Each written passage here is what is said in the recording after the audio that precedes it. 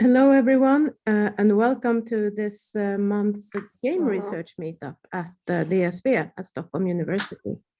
Our guest speaker today is Aron Larsson, who will tell us about Project CCRAAAFFTING, creating collaborative resilience, awareness, analysis, and actions for finance, food, and fuel system in interactive games. Super happy to have you here, Aron, who is also part of DSV of the eGov Lab. And please take it away. Thank you. Thank you for the presentation. I'm Aron. Currently working as a vice director of eGov Lab, but I'm a researcher and professor in risk and decision analysis and systems analysis. And this is a project that, in a sense, aimed to jointly work with computer simulation, gaming, and analysis of decisions made of a set of role-playing players under a crisis scenario. And the peculiarity of this scenario is that it is one of these low-intensive crisis scenarios. In concrete terms, the scenario is that what if we cannot pay? What if the payment system cannot cope with the demand for payments when people go and buy food, fuel, and those kinds of important products in order for a society to function properly. The project then CCRAAAFFTING, there is a saying that it's the only project where the acronym needs an acronym. But as Mirjam so nicely presented, it's called Creative Collaborative Resilience Awareness, Analysis and Action for Finance, Food and Fuel Systems in Interactive Games. So before proceeding with some kind of introduction to the payment system, the background to this project are a set of real-life events across Europe. These are two Swedish examples from the Swedish news, where these articles then describe problems with the payment systems and chaos that emerge as a consequence of payment system disruptions. There has been other events beyond these two, but these are chosen to exemplify that this is some kind of scenario that is not that seldomly experienced across the developed world, and it seems like it's also one of a consequence of our highly electrified interconnected payment system, and to what extent that is sensitive to events from outside or inside them. So if we start with card payments, a card payment with a credit card could be described in this way: that we have a shop selling goods, and a customer like me enters this shop, and I stack my cart with these products I want to buy, and I go to the cashier, and then I pick up my credit card, I swipe this card or do this kind of whatever maneuver with it, and then electronically the card firm contacts my bank and say, hey, take the money of this guy and put it on the bank account of the shop. And then everyone is happy. It's not done immediately, but in a sense, a simplified explanation is like that. Cash payments, on the other hand, work like this. Then I come to the shop and I stack my cart full of products.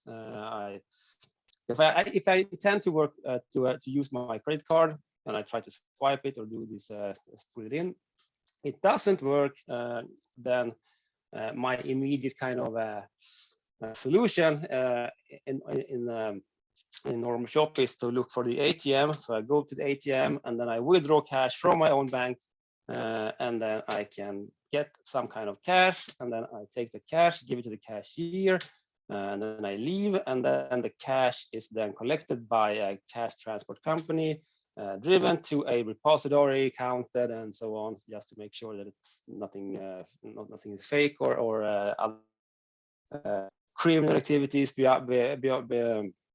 underlying the cash, and then it's put on the bank account of the shop. So it's a bit more, as you can see here, it's much more costly to work with cash compared to cards, which kind of it's a strange thing that the card payment costs more. So the scenario is then that I come to the shop, I stack my cart full of products, I take my card, I try to swipe it, doesn't work, I go to the ATM, it is empty because everyone has done this before. So I cannot get money, I cannot pay, so I simply have to leave without anything because the shop hasn't anything arranged for me. I become very, very unhappy with this, and so does the shop because they cannot sell the products. And then we have some kind of situation where customers and shops and society in general is becoming a higher disappointment with how things operate. There are alternative solutions, of course. I come to the shop, try to use my card, doesn't work. I can perhaps pay with my cell phone if the ATM is empty. And in other means, then kind of circumvent the traditional card payment system, like Swedish in Sweden, for instance, or direct payment through internet banks, for instance. That's an alternative solution. In reality, though, those kinds of systems are also quite sensitive and are not as scaled up to work if every customer should use them simultaneously, so to say. So what we try to do here is to create a scenario in a society where we have an escalation of this crisis. So beginning with this is a kind of an animation of how news tries to communicate to readers and customers these problems, and it's in Swedish though, so you might not be able to read it, but it shows the escalation of this crisis and how it affects various parts of the society and so on, leading to thefts and other kinds of problems that will cause law enforcement to take action, perhaps. So what we wanted to do was to construct a dynamic simulation model replicating this escalating scenario, trying to do some kind of social simulation replicating an escalating scenario in order to study how decision makers actually try to discuss and remediate the consequences of these kinds of scenarios. So the ambition was to conduct 30 role-playing games with participants from important functions of society, for instance, the police, municipality officers, shop owners, supermarket owners, the cash transport companies and banks, and those kinds of people that rather quickly become involved in solving the crisis. These are the people that well, customers and news might look to and expect them to be able to solve a payment system disruption. So in this loop here, if you follow the arrows, and starting on the right-hand side of the picture, we have a fictive society that experiences a payment system disruption. We simulate the effect on various dimensions of the society. For instance, how many people that cannot buy what they intend to buy, the amount of goods left in the stores, the amount of fuel that's not transport because people cannot pay for transport and so on. And then the players are presented with a summary of what the simulation actually led to, and they are able to then define an action plan consisting of 2 or 3 decisions that they think would be feasible in order to remediate the situation. And then we enter the action plan in the simulation and then see the effects of those and then provide feedback to the players and they can do this again. And the simulated scenario runs for 10 days, and there are 3 or 4 of these decision points during the game, depending on how much time we had to play. So if we had less time to play, like an hour or hour and a half, then it was like less decision points because it took time. And during the discussions, we had that like an observatory panel of cognitive researchers studying how they discussed and logging what they did and so on. So we could compare between situations and different kinds of setups of this group of players, how the discussions led to certain action points or decision points, and then also what they expected, what the expectations were on the decisions they made in the game. So in practice, then it looked like this. We had a table, and this is a typical gaming situation where we have 8 players: a local store manager, police, petrol station manager, supermarket manager, municipality crisis manager, bank manager, ATM company, and cash money transportation company. And they together then discussed what kind of solutions they could actually implement in order to solve the problem. And this turned out to be quite informative for them, because they each provided different solutions, but then they were informed by the other parts on the possibility to do that. And were able to then inform themselves on constraints and other difficulties that are part of this system. We had an exercise leader or role-playing leader who acted as some kind of facilitator. One person doing the simulation management, and the observer team. And what about the simulation then? Yeah, it turned out that in order to provide some kind of, in a sense, large-scale social simulation of a Swedish region, in practice, in the project, we selected Scania, the south part of Sweden, as a region, having about 400,000 inhabitants, and did a replica of Scania using Google Maps information on all the supermarkets and the petrol stations that and how they were spread out across the region. And then each object, each supermarket, for instance, was created in the form of an agent having customers generated during open hours. And if you look at on the left-hand side here of this slide, we have the logic of a supermarket agent where people enter the store. There's a box in the middle here where customers are walking around and picking up goods. What they pick up and so on is generated from different distributions, probability distributions. So based upon expected purchase rates and how often people go to the store and so on, we could kind of nicely actually reflect the number of customers that come to a store during a given time span. When they exit the store, they have different options to exit. They could either pay with card, they could pay with cash, they could do Swish payment, or do an offline payment, more like a normal kind of credit statement. Or they could have to leave without being able to buy, and they can steal if they want to. So depending on the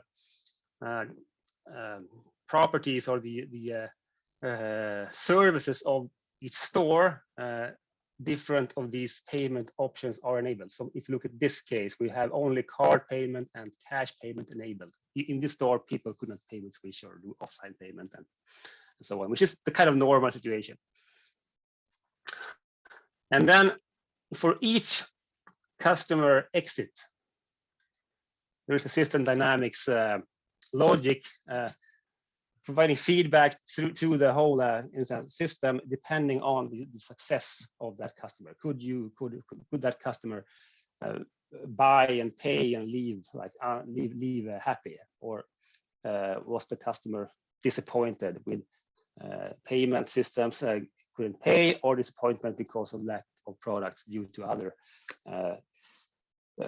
problems that stems from this whole crisis situation. So we were able to get this kind of escalating scenario that if we didn't do anything, more and more people got disappointed, and the number of disappointment fed into the whole society, causing an escalation of their behavior that deteriorated in the kind of relation to the number of disappointments and problems that the customers had.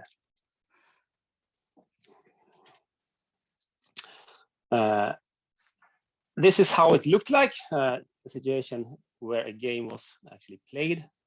So we had the game leader standing up here in the middle. Behind him, we have the map of the Scania region with all its supermarkets and petrol stations and inhabitants that are not visible, but they are generated at the stores and petrol stations. On the left-hand side behind him, we have the log of decisions and what these people that play the game expected the decisions to actually, what they expected them to lead to, so to say. And then we had the observer deck here, having 2 observers and 1 simulation manager. And the simulation manager took these cards. So each decision point, the players provided a maximum of 3 decision cards that told the simulation manager what they wanted to do. And then the simulation manager simply translated these actions into either actions in the simulation or did some kind of a parameter tuning based upon what they said. So it was a fairly, as you can see, kind of a familiar, well, in a sense, situation where you play a traditional game with cards and so on, but facilitated with this simulation model. And typical actions that they used, because in the beginning, we didn't really know what kind of decisions they want to take. So we had to, in a sense, based upon initial surveys with people and by, in a sense, trying to comprehend or by our own, what kind of actions can they take? We had a delimited set of decisions, but as every game led to new kind of ideas by the player, we had to accommodate for what they said in one game and then try to, in the next game, try to have support for that kind of decisions. So the resulting list of typical actions that the players advocated looked like this. They offer Switch, offer a mobile payment with your cell phone, increase the number of cash transports, increase the collection of cash, reopen bank offices like local bank offices, offer online payment, offer invoice payment like non-electronic invoice payment. And this led to new challenges that if you offer Switch might collapse. If you increase cash transport, if you increase the number of the amount of cash presence, the risk of robberies increase, and it's more costly, causing longer queues. You caught liquidity problems if you support an invoice, because then you don't get the money that quickly, and you need to pay your suppliers rather quickly, and so on. And also like law problems that you are not allowed to do whatever you want with money as a supermarket manager. We could inform customers about this situation and try to like make them calmer and inform about new payment options, postpone your consumption, and so on. And this led in turn then to new challenges. And these new challenges that were, in a sense, caught during each game because the players could foresee this as a consequence of certain actions were then subject to be implemented in the simulation for the next gaming round. So it was a kind of incremental development of this simulation model. So it kind of never ended, the development. And so on. Hire more staff, close stores down. Come on, I mean, if card payment cease working at unmanned petrol stations, they will simply close down. You cannot go there and fuel up your car. So this kind of dance between identifying new actions based upon creativity of the players and how they, in a sense, then led to new challenges was part of the whole development phase of the simulation model throughout the whole project. Yeah, and then one very present difficulty we had was, of course, how do we provide feedback to the players from this simulation model that had swallowed, because we tried to accommodate for all these things that they said, creating new indicators between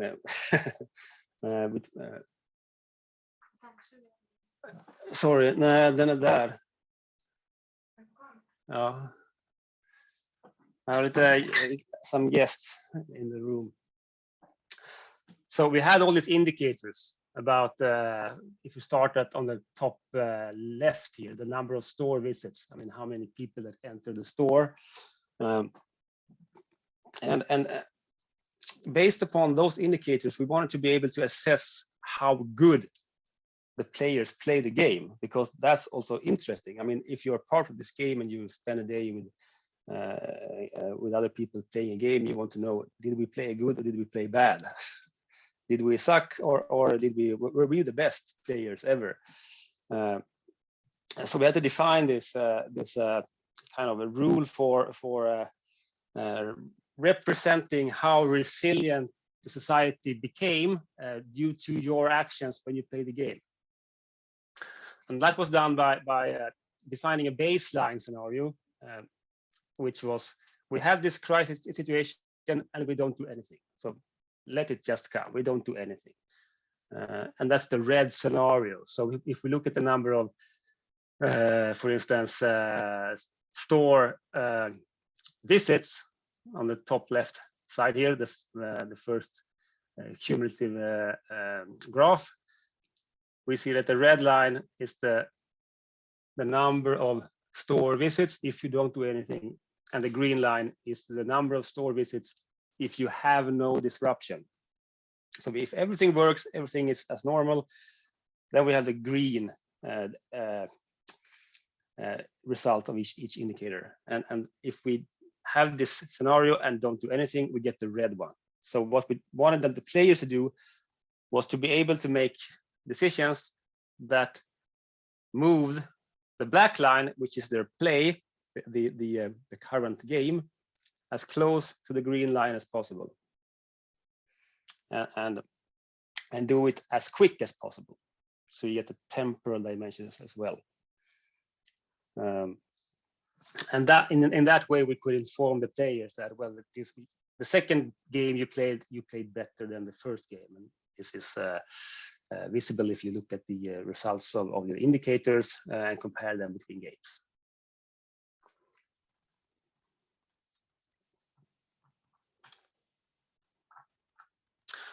And for a bit of theory then, in order to assess how the players play the game and what kind of dimensions of their own profession and also properties of the society that they emphasize, we used a model called the systemic resilience model, and then mapped their discussion and their actions against different dimensions of this model.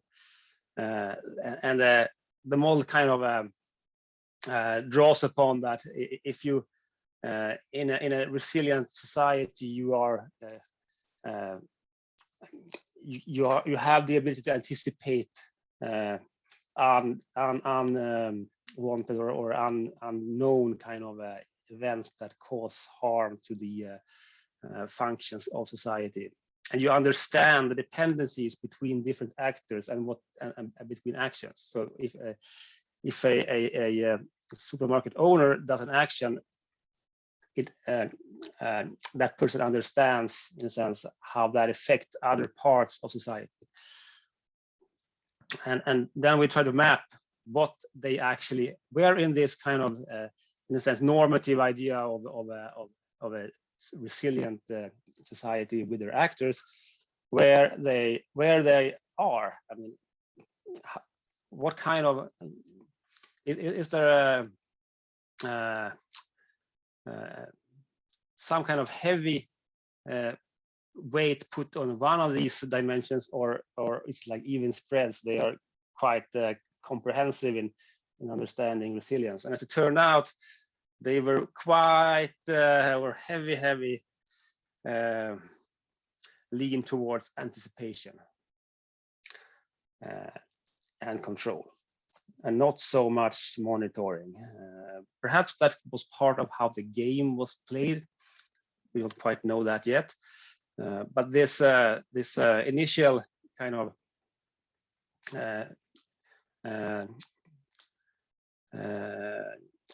in the immediate sequences of the game, where not so much was known, only that we have had a payment disruption for 3 hours. Then it was all about anticipation. Let's wait it out. We anticipate forcefully, was a good statement by one of the players. Someone else is going to solve it. It could be either like that the credit card company solves it, or if it's just an internet issue, it will be solved. So we conform to some kind of forceful anticipation. But when that was not the case, then we could see that there's a huge need for cross-sectional coordination, because they were not that informed on the other parties' realities and how they operate and how they want to work to make money or not to lose so much money and so on. And what are their capabilities to scale up their presence or scale down. And I guess one of the most promising for us, then the most promising outcome of the whole project was that this could not have been done without this simulation, because without that we will not be able to provide this escalation scenario and to be able to accommodate for new decisions, new actions promoted by the players during a game, and be able to provide rather quick instant feedback to what they've done, and then enable for playing at least 2 or 3 games during a day. And there is a crafting model published on the AnyLogic cloud, and you can actually play it through the cloud, even though, I mean, without the game leader and without a setup, it might not be that amusing. But I think I will try to. What was I trying to do? I tried to open the AnyLogic cloud and see if we can take a look at the simulation itself. Any questions? That was the end of the presentation. So any questions before that? Thank you so much, Aron. This was super interesting. I have a couple of questions, but first I want to see if the others have any. Okay. So, like, I found it interesting. Like, you had so strong numbers when you were looking at the systemic resilience model, where you had so much on the anticipation part, yeah, but quite little there on the monitoring. Yeah. So my question is, was there in the game, like in the game, the actions that the players could take? Like, was there an equal amount of anticipation actions and monitoring actions, and like what the affordances of the game, what kind of impact would that have had on these numbers? Probably a lot.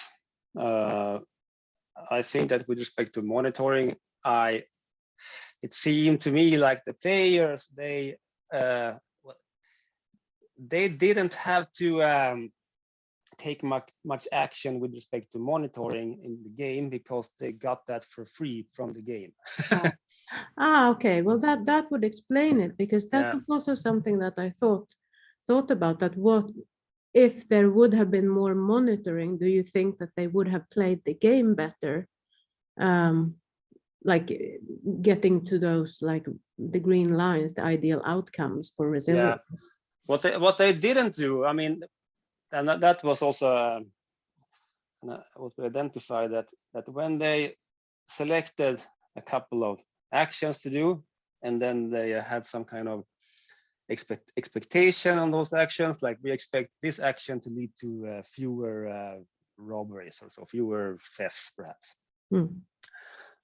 They weren't that interested in investigating what was the effect on on thefts when we did that. They kind of took the whole. Of course, they got some kind of summary from the game leader. That was also necessary because it's made things faster. If they wouldn't have been able, I would say, to comprehend the feedback graphs from the simulation model by themselves. They hadn't had any time before the game, so we had to have a summary for them explaining what they meant and so on. But they were not that interested in particular. I mean, in mapping their expectations to a particular indicator for that expectations, because they could have asked us, if we expect that, what indicator should we look at in the game? And then we could say that, but then you should look at these too. But we didn't really get those kinds of questions. But now that it's been like, by the way, what years did this project run? Between 2016 and 2021. Wow, yeah, that was one long project. So it was actually running in the pandemic time. Yeah. That it got postponed or prolonged due to the pandemic. I see. Yeah. And we couldn't do. We had some final conferences that we couldn't do, but all the games were actually completed. So the pandemic didn't harm the gaming sessions that much because they were done. It was more like the final conferences and that kinds of meetings with the reference groups and so on. Because I was thinking, like in my mind, I thought that you had that it was ended like way earlier, and I wanted to ask you, like now in retrospect, but maybe that's too early to tell. I'm kind of thinking, like, what would your view be like for the results and the usefulness? Because I mean, on one hand, you have like the actual results, the numbers from the simulation, but you also have all these stakeholders in society actually trying out this simulation. Yeah. And I'm thinking that might also be like a side effect, a very positive side effect. What's your view on that? It got unusual amount of attention in media and also by politicians. We had sessions with the parliament on this scenario, special sessions with this civil contingencies conference. So it gained a lot of interest by practitioners, so to say, outside of these sessions. They were, of course, perhaps not that interested in the simulation per se, but more on more about the scenario and that kind of typical low intense crisis that no one really wants to bother with in the beginning because it's kind of abstract, and so we anticipate forcefully because it's unclear what to do, and the mandate is kind of distributed. It's not clear. It's typically a typical situation where private and public needs to cooperate, because the operators here are for-profit private firms who deals with critical infrastructure. Yeah, that must have been super useful for policymakers to be able to see this and take part of the data, and even having this type of data where you have had all the stakeholders actually come in and making action plans for what they would do. This is really cool. Now we can see the simulation running. Yeah, here is I entered the supermarket. Oops, my screen is kind of flashing, but perhaps it doesn't bother you. We see your mouse moving. Yeah, now you see people. Oh, and now we see little blobs, black. Yeah. They look a little bit like birds. They look like small birds. Yeah.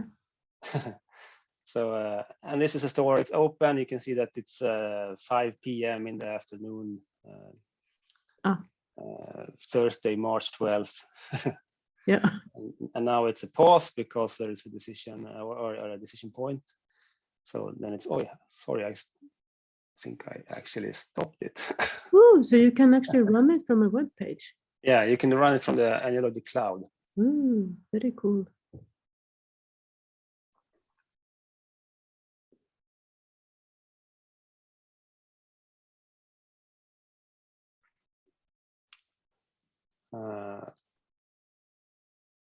You will see cars coming, fueling up.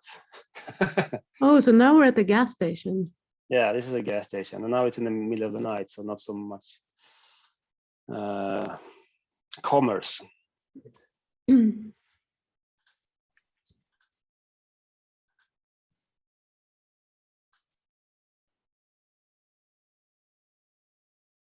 Oops. Okay.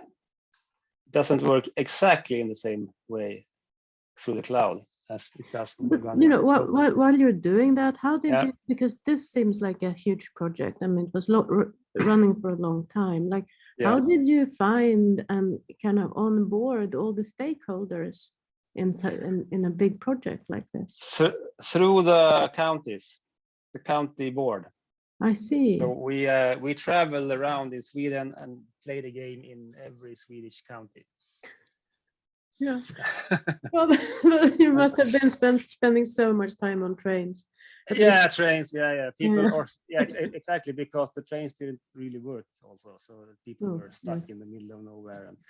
And, but we said to the county board that we are coming and play this game, and since it has gained this attention, they were quite happy to actually help us with that. So the county boards were actually hosting the games. All right. They were inviting the stakeholders and the players, and they managed bookings with the rooms and foods and so on. Okay.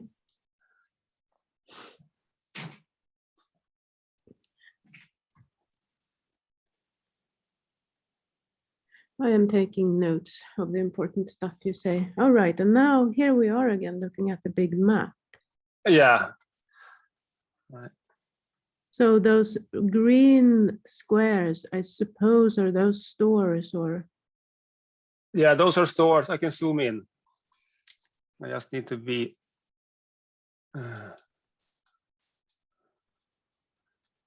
It doesn't quite work the same way in the cloud, so I'm a bit unused to this.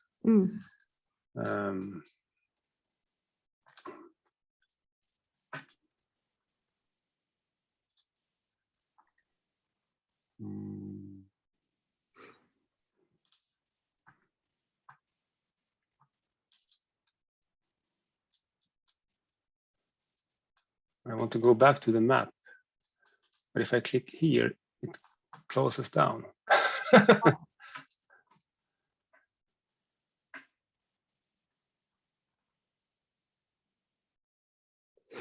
How many people were you involved in developing the simulation? 4 people. We had the project leader, and then we had me and a former PhD student developing the simulation model,